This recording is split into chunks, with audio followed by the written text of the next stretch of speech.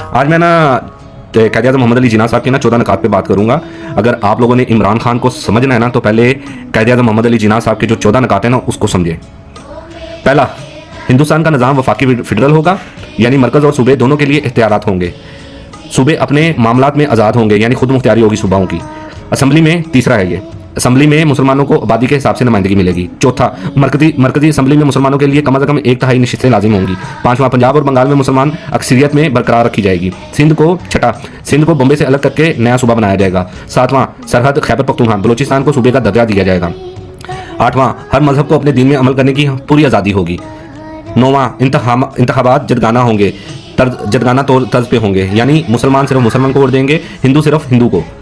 10वां, कोई कानूनी अक्सरियत आबादी की मर्जी के बगैर नहीं बनेगी। 11वां, सिंध सरहद बलोचिस्तान में मुसलमान को आबादी के हिसाब से नुमाइंदगी मिलेगी। 12वां, अकलीतों हिंदू सिख वगैरह के नुमाइंदगी की उनकी मर्जी के मुताबिक होगी। ये 12वां था। 13वां, आइन में ऐसी कोई तब्दीली नहीं होगी जिससे मुसलमानों के हकूक मुतासर होंगे।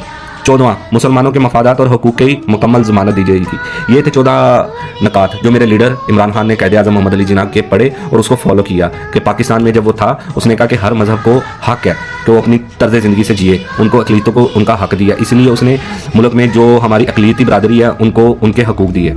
ये मसला है।